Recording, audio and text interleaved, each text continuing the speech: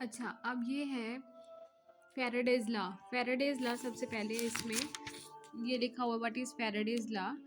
तो फ़ैराडेज़ लॉ क्या होगा कि हमने इसमें देखना है कि इलेक्ट्रोमैग्नेटिक इंडक्शन क्या कहता है इस बारे में, कि लॉ ऑफ इलेक्ट्रोमैग्नेटिक इंडक्शन जो है वो स्टेट्स, यानी कि वो कहता है कि अब ये देखो एक यहाँ पर हम लोगों ने इलेक्ट्रिसिटी का एक मैग्नेट क्रिएट कर दिया।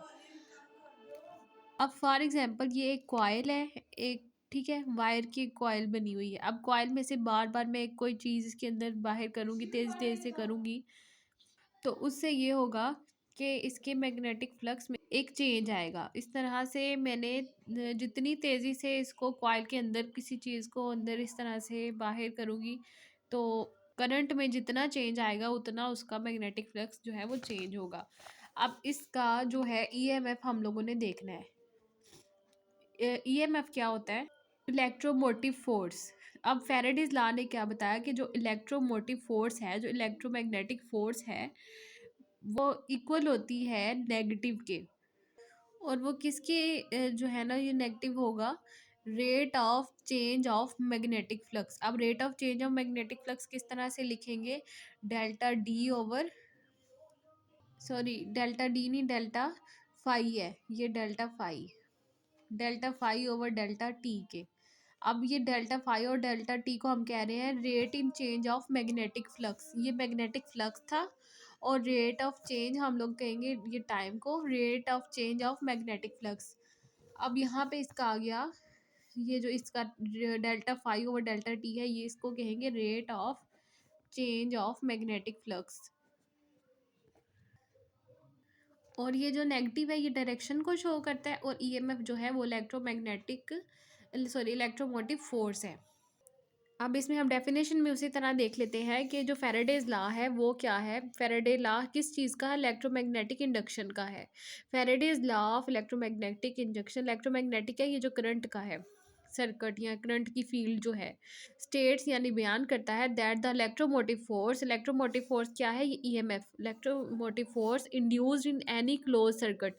एनी क्लोज सर्किट, जिस तरह मैंने दिखाया कि एक वायर के साथ हम लोगों ने एक कॉइल बना ली, तो ये क्या बन गया?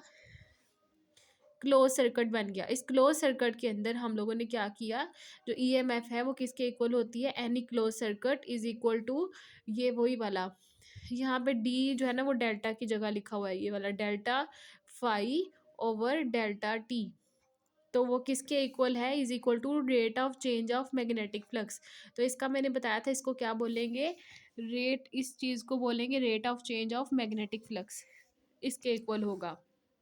अब मैथमेटिकल टर्म में हम इसको कैसे लिखेंगे? E M F is equal to negative यानी कि minus delta phi over delta t. अब यहाँ पे हम लोगों ने बताना है ई एम एफ क्या है। ई एम एफ को किस चीज़ को बोलेंगे? इलेक्ट्रोमोटिव फोर्स को बोलेंगे। और delta phi over delta t, और ये चीज़ क्या है? Delta phi over delta t मैंने बताया ये क्या है? Rate of change of magnetic flux through the circuit. ठीक है, ये जो सर्किट हम लोगों ने क्लोज सर्किट बनाया था, अब वो सर्किट क्या है? इन वेबर्स पर सेकेंड, इसका उन्होंने वो भी लिख दिया है, यूनिट भी।